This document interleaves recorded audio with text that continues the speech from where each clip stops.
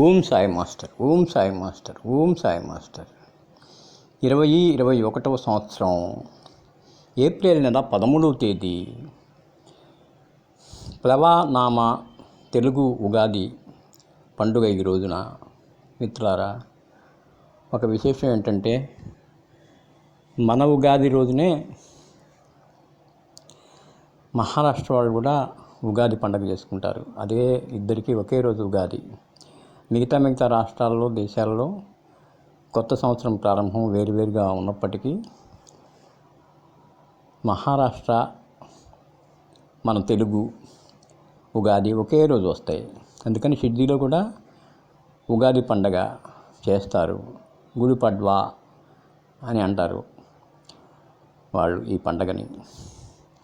నేను ఒక రోజున ఒకసారి షిర్డీలో మేము ఉగాది పండగకి ఉన్నాం. అక్కడ ఏం చేస్తారంటే, ఉగాది పండుగ రోజున శిఖరం మీద ఉండేటువంటి శిఖరానికి పూజ చేసి జెండాలు మారుస్తారు, కొత్త జెండాలు పెడతారు. పైన శిఖరం మీద జెండాలు ఎగురుతుంటాయి కదా బాబాకి. అవి పూజారులు, అధికారులు కొంతమంది వెళ్తారు పైకి.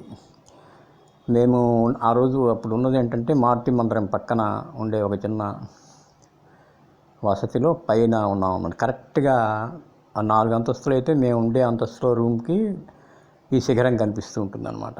అందుకని పొద్దున్నే తలుపు తీసి చూస్తే అక్కడ నుంచొని అదంతా చూసామన్నమాట. అంతకు ముందు రోజు ఏం చేసామంటే, ఎలాగో కష్టపడి అక్కడే, అప్పుడు ఇంత స్ట్రిక్ట్గా ఉండేది కాదు కాబట్టి, బాబా వేప చెట్టుకి ఉండేటువంటి ఆ వేప పూలన్నీ సేకరించుకొని రూమ్లోనే ఉగాది పచ్చడి చేసుకొని, అక్కడ అన్నీ కొనుక్కొని కావాల్సినవి ఉగాది పచ్చడి చేసుకొని, బాబా ఉండి దగ్గరే చావడిను ద్వారకామాయి దగ్గరే కాబట్టి అక్కడ బాబాకి చూపించేది అవి.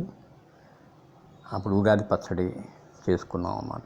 ఆ రోజున చక్కగా ఉగాది పండగ అంతా దర్శించుకొని, అక్కడ సమాధి మందిరము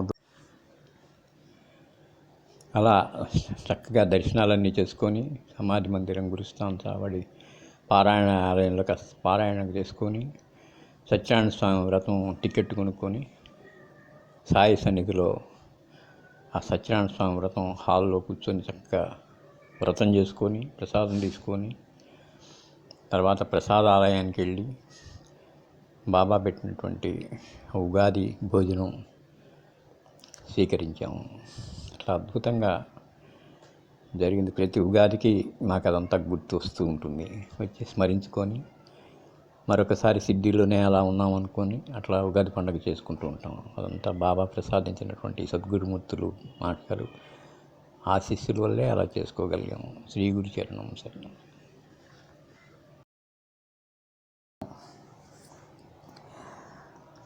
మిత్రులారా, అదంతా గుర్తు తెచ్చుకుంటూ నేను ఈ రోజున పూజ్యశ్రీ మాస్టర్ గారికి, పరమాత్మ, సాక్షాత్ పరమాత్మ సాయినాథుల వారికి, దత్తప్రభువుకి విశేషంగా పూజించి పారాయణ చేసి దత్తపాదుక నామములని స్మరించి మనల్ని అందరినీ అనుగ్రహించమని ప్రార్థించాను. ఈ ప్లవనామ సంవత్సరం మంచి సంవత్సరం అని చెబుతున్నారు పండితులు. తర్వాత శుభకృతు, శోభకృతు, ఈ 3 సంవత్సరాలు కూడాను చాలా శుభంగా ఉంటుంది అందరికీ అని చెప్తున్నారు. కనుక మనకి ఎప్పుడు అనుకూలమైన పరిస్థితుల్లోనే భక్తి కూడా ఎక్కువ, బాబాని కూడా ఆశ్రయించగలుగుతాం, పారాయణ ఎక్కువ చేయగలుగుతాం అన్నమాట. అడ్డంకులు వస్తే ఏం చేయగలుగుతాం? అడ్డంకులు రాని సంవత్సరాలు ఇవి అని చెప్తున్నారు. కాబట్టి ఈ మంచి సమయాన్ని మనం బాగా ఉపయోగించుకోవాలి. ఉపయోగించుకొని మరింతగా ఎక్కువ పారాయణ చేసుకుంటూ వారి కృపను పొందుతూ, ఇది ముఖ్యంగా ఏంటంటే, ఈ పారాయణ, ఈ దత్తమూర్తుల చరిత్రలు, దత్తావతారాల చరిత్రలు, బాబా చరిత్ర, ఈ పారాయణాల్లో ఒక అంతర్లీనంగా ఒక సూత్రం ఇమిడి ఉంటుంది. అదేంటంటే, మనకు మేలు జరగటంతో పాటు ఇతరులకి మేలు జరుగుతూ ఉంటుంది. ఎంతో కొంత మేలు జరుగుతుంటుంది మన కోసం మనం చేస్తున్నప్పటికీ పారాయణవి స్వార్థపూరితంగా. అందులోనే ఒక సూత్రం ఇమిడ్చారన్నమాట. ఏంటంటే, అది ఇతరులకు కూడా మేలు జరిగేటటువంటి ప్రక్రియ జరుగుతూ ఉంటుంది. అందువల్ల మిత్రులారా, ఈ పారాయణ దత్తమూర్తుల స్మరణ ముఖ్యంగా అసంభవమైనది కూడా సంభవం చేయగల సమర్థులు వాళ్ళు. అందువల్ల ఏమరపాటు లేకుండా ఎక్కువ సమయం మనం చేయగలిగినప్పుడే స్థితిలోనే మనం చేసుకోవాలి. ఒక్కొక్కసారి మనం చెప్పలేము, ఒక్కసారి చేయలేకపోవచ్చు, అందుకని అడ్డంకులు రావచ్చు. అందువల్ల చేయగలిగినప్పుడే తీవ్రంగా చేసుకుంటూ కొంత అనుగ్రహం కనుక కటాక్షం కనుక మనం సాధించి పెట్టుకున్నట్టయితే బాబాది ఎప్పుడన్నా మనకి వీలు కానప్పుడు ఈ పుణ్యకర్మ అంతా మనకి ఉపయోగపడి అంత ఇబ్బందులు రాకుండా జీవితం గడిచిపోతూ ఉంటుంది. ఉగాది అంటేనే అసలు ప్రతిరోజు ఉగాదే మనకి. ఎందుకంటే మనం నిద్రపోయేటప్పుడు ఈ ప్రపంచం అంతా లీనమైపోతుంది, మళ్ళీ మెలుకు రాగానే ఉద్భవిస్తుంది. మళ్ళీ ఆ ఉద్భవమే ఉగాది.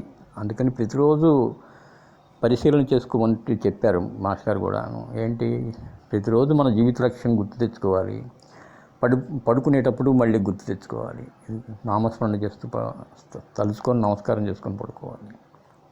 అందువల్ల ఏంటి మనం గుర్తు తెచ్చుకునేదంటే, ఇదిగో అద్భుతమైనటువంటి మానవ జన్మ లభించింది, సద్గురుమూర్తులు లభించారు, చక్కటి పారాయణ గ్రంథాలు మనకు లభించాయి.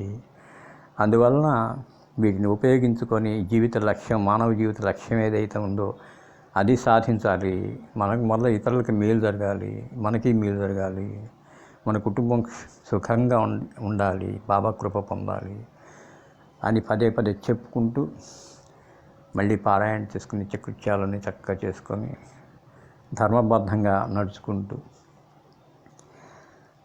మళ్ళీ ఒక కొత్త ఉత్తేజం తెచ్చుకొని ప్రతిరోజు కూడాను, నిన్న కాదు ఇప్పుడే నేను మొదలుపెడుతున్నాను, మళ్ళీ జీవిత లక్ష్య సాధన కోసం పారాయణ మొదలుపెడుతున్నాను, దృఢంగా సక్రమంగా చేసుకోవాలి అని దృఢమైన నిశ్చయం పొద్దున్నే చేసుకోవాలి. మనం బాబా సహకరిస్తాడు. ఆయనకు రామనామం చేసుకోవాలి ఈరోజు అనగానే ఎట్లా బాబా సహకరించాడు, అట్లాగే మనం రాత్రి పడుకోపోయేటప్పుడు పొద్దున్నే లేవగానే మన సంకల్పం కనుక మనసులోకి తెచ్చుకున్నట్టయితే బాబా మనకు సహకరించి మన జీవితం సాఫీగా గడిచిపోయేటట్టుగా చేస్తూ, ప్రేరణ ఇస్తూ, అనుగ్రహాలు ప్రసాదిస్తూ, అద్భుతమైన అనుగ్రహాలు కాస్త మంచి అటువంటి కాదు, ఎన్నో జరుగుతుంటాయి మనకి. అవన్నీ మనకి ఎంత మేలు జరిగినా బాబానే వీటిని చేసేది మనకి. ఒక్కోసారి గుర్తుపట్టం మనం, కానీ ఆయన ఖచ్చితంగా బాబా మన వెనక ఉండి ఈ దత్తమూర్తులు ఎవరో ఒకళ్ళు, ఇంతమందిలో దత్తమూర్తులు మనం ఆశ్రయించిన వాళ్ళలో అందరూ మన వెనకాలే ఉండి, మన ఎంబడే ఉండి మనల్ని సరి చేస్తూ మనం నడుపుతాడు, మన జీవితాన్ని నడుపుతూ ఉంటారు. అందువల్ల మిత్రులారా, మరొకసారి అందరికీ కూడాను ఇప్పుడు ప్లవనామ సంవత్సర ఉగాది శుభాకాంక్షలు తెలుపుతూ ఉన్నాను. అందరికీ ఉగాది శుభాకాంక్షలు. ఈ ఉగాది మనం చక్కగా మళ్ళీ ఉగాది వచ్చేటప్పటికే ఎంతో కొంత పురోగతి సాధనలో మనకి కావాల్సిన న్యాయమైన కోరికలు బాబా తీరుస్తాడు ఖచ్చితంగాను. అయితే ఒకటి గుర్తుపెట్టుకోవాలి విషయం, మనకి మానవ జన్మ లభించడం దుర్లభం, లభించింది. దీనిలో ఏదైతే పొందాలో అది పొంది తీరాలి. ఈ జన్మలోనే ముక్తి పొందాలి, బాబాలో ఐక్యమైపోవాలి, ద్వారకామాయిలో బాబాలో ఐక్యం అవ్వాలి, ఈ జన్మలోనే సాధించాలి అది. అందువల్ల అది ముఖ్యమైనటువంటి లక్ష్యంగా మనసులో పెట్టుకొని సుఖమైన జీవితం కోసం కూడాను కష్టాలు మనం ఇష్టం లేదు కాబట్టి, మనం భరించలేం కాబట్టి, మనకి మన కుటుంబ సభ్యులకి కష్టాలు లేని సుఖపరమైన జీవితం ప్రసాదించమని మరొకసారి బాబాను ప్రార్థిస్తున్నాను. అందరికీ ఉగాది శుభాకాంక్షలు. ఒక్కటి గుర్తుపెట్టుకోవాలి మనం, ఏంటంటే మిగతావన్నీ మనం ఎట్లాగొట్లా సాధించగలుగుతాం. భగవంతుడు లేడని వాదించేవాడు కూడా, దూరంగా ఉండేవాడు కూడాను సాధించగలుగుతాడు. ఏంటి, ఉపాధి, ఉద్యోగం, ఏవైనా శుభకార్యాలు ఏవైనా సరే అనుకున్నవి సాధించగలుగుతాడు, ఎట్లాగొట్లా సాధించగలుగుతాడు. బాబాను ఆశ్రయించినా మనం సాధించుకోవచ్చు. కానీ ఏదైతే ఆయనే ఇవ్వగలడో, ఇతరులు ఇవ్వలేరో, ఎవ్వరు కూడా ఇవ్వలేరో, ఇతరులు ఎవరును మనం సాధించుకోలేము. అది ఒక్కటి బాబా దగ్గర, ఈ సద్గురుమూర్తుల దగ్గర, మాస్టర్ దగ్గర ఉన్నది. అడిగితే దాన్ని అడగాలి మనం, అంతే. మిగతా మనం కష్టపడి సాధించుకోవచ్చు ఎలాగైనా సరే. నేను ఎప్పుడు మిగతావి బాబాను అడగలేదు. ఎందుకంటే మాస్టర్ మొట్టమొదటి చెప్పాడు, ఆయన దగ్గర ఉన్నదే మనం అడగాలి. ఇది ఆధ్యాత్మిక చక్రవర్తి ఆయన, ఏది అడిగితే అది ఇవ్వగలడు. కనుక ఏది అడగాలో ఆలోచించుకోక అని చెప్పి తీవ్రంగా అన్వేషణ చేయించాడు నా చేత. అందువల్ల నేను మిగతావి ఏవి కూడాను అడగలేదు ఆయన్ని. ఎట్లా ఒకట్లా సాధించకపోతే దరిద్రంలో నన్ను బతుకుతాం, కానీ ఆయన దగ్గర ఏదైతే ఉందో ఆయన మాత్రమే ఇవ్వగలడో అది సాధించి తీరాలి, ఆయన దగ్గర ఆయన కృప సంపాదించాలి, అది పొంది తీరాలి అనేటువంటి దృఢ నిశ్చయం. ఆ నిశ్చయం చేసుకొని అంతర్లీనంగా ఆ నిశ్చయం మనకు ఉండాలి. బయటికి మనం లౌకిక ప్రపంచంలో ఉన్నాం కాబట్టి, కుటుంబం నిర్వహిస్తున్నాం కాబట్టి, మన సుఖ సంతోషాల కోసం అనేకం బాబాని అడుగుతూ ఉన్నా కానీ ఆంతర్యంలో నువ్వు ఏదైతే మాకు నీ ఒక్కడి దగ్గరే ఉందో అది మాకు ఇవ్వవు అని చెప్పి అడుగుతూ ఉండాలన్నమాట. ఆంతర్యంలో అది పెట్టుకోవాలి, రోజు అడగక్కర్లేదు. అడగటం అంటే వాచ అడగక్కర్లేదు, మన హృదయాంతరంగంలో అది ఉండాలి. కోరిక ముఖ్యమైన కోరిక అది ఉండాలి. ఎవరి దగ్గర అయితే ఏది మిగతా వాళ్ళు ఏది ఇవ్వలేనిది ఏదైతే ఉందో, ఆ బ్రహ్మ విద్య ఏదైతే ఉందో, ఆ బ్రహ్మ జ్ఞానం ఏదైతే ఉందో, ఆ ముక్తి ఏదైతే ఉందో, ముక్తి పదం అది ప్రసాదించు బాబా, నీ దగ్గరే ఒక్కడి దగ్గరే ఉంది, సద్గురుమూర్తుల దగ్గరే. ముఖ్యంగా అది మాకు కావాలి. నీ పాదాలు మాత్రం వదలం ఎప్పటికైనా. ఎలా ఉన్నప్పటికీ నిన్ను వదిలిపెట్టాం, నీ పారాయణ వదిలిపెట్టాం, నిన్ను మనసులో ఉంచుకుంటాం. కానీ నువ్వు మాత్రం మాకు ఏ కష్టం సుఖమయమైన జీవితం ఇస్తూనే నీ దగ్గర ఉన్న ఒక్క వస్తువు బ్రహ్మజ్ఞానం ఏదైతే ఉందో, బ్రహ్మ విద్య, అది మాకు ప్రసాదించు. శాశ్వతమైన సుఖం, శాంతి, ఆనందం ప్రసాదించు అని ప్రార్థిస్తున్నాను. మనందరికీ కూడాను ఆ లక్ష్యం మన హృదయంలో నాటుకోవాలని మరీ ప్రార్థిస్తూ, ఉగాది శుభాకాంక్షలు. ప్లవనామ సంవత్సర ఉగాది మొత్తం కూడాను మనకందరికీ సుఖమైన జీవితం కలుగుతూ బాబా పట్ల మరింత భక్తి పెంపొందేలాగా అనుగ్రహించమని చెప్పి బాబాను ప్రార్థిస్తూ అందరికీ ఉగాది శుభాకాంక్షలు. శ్రీ సాయీశ కృపానిధే అఖిలనునాం సర్వార్థసిద్ధిప్రద యుష్మత్పాదరజ ప్రభావమతులం ధాతాతి వక్తాక్షమః సద్భక్త్యా శరణం కృతాంజలిపుటః సంప్రాపితోస్మి ప్రభో శ్రీమత్సాయి పరేశ పాదకమలా నాణ్యశ్చరణ్యం మమ. శ్రీ గురుచరణం శరణం శరణం, దత్తగురుచరణం శరణం శరణం, సాయి చరణం శరణం శరణం. మిత్రులారా, శ్రీపాద కవచం కూడా ఒక్కసారి చదివి మనల్ని కాపాడుతుండమని ఆ సద్గురుమూర్తులను ప్రార్థిస్తాను. ఎందుకంటే మళ్ళీ ఇప్పుడు విపత్కర పరిస్థితుల్లో మళ్ళీ ఇరుక్కుపోయినాం.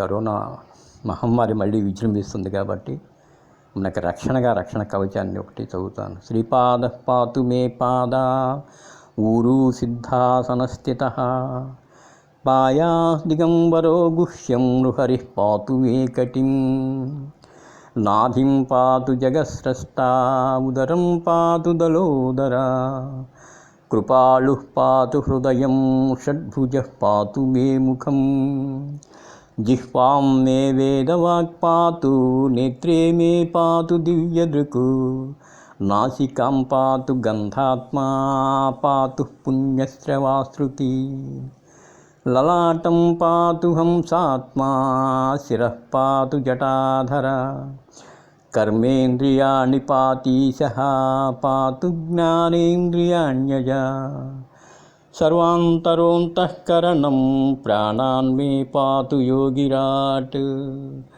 ఉపరిష్టాదస్తాశ్చ పృష్ఠతః పాత్సతోగ్రజః అంతర్బహిశ్చ మాం నిత్యం నానారూపధరోవతు వర్జితం కవచేన వ్యాస్థానం మే దివ్యదర్శనః రాజతః శత్రుతో హింసా దుష్ప్రయోగాదితో గతః ఆదివ్యాధిభయార్తిభ్యో దత్తాత్రేయः సదావతు ధనధాన్యగృహక్షేత్రా స్త్రీపుత్రపశుకింకరాన్ జ్ఞాతిం చ పాతు నిత్యం మే అనసూయానందవర్ధనా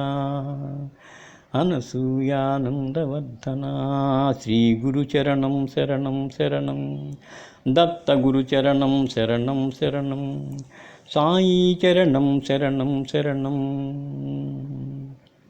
మిత్రులారా, షిరిడీలో బాబా దివ్యమంగళ విగ్రహానికి పూజారులు అటు ఇటు కూర్చొని నిరంతరము పారాయణ చేస్తూ ఉన్నారు. లోకక్షేమం కోసం వారు అలా చేస్తూ ఉన్నారు, మనందరి మేలు కోసం చేస్తూ ఉన్నారు. అందువల్ల మిత్రులారా, మనం కూడా అందరి కోసం అందరం మరింత ఎక్కువసేపు ఆ సద్గురుమూర్తుల స్మరణలో ఉందామని మరొక్కసారి ప్రార్థిస్తూ ఉన్నాను. శ్రీ గురు చరణం శరణం శరణం శరణం, దత్తగురు చరణం శరణం శరణం, సాయి చరణం శరణం శరణం. అందరికీ మరొక్కసారి ప్లవనామ సంవత్సర ఉగాది శుభాకాంక్షలు. శ్రీ గురు చరణం.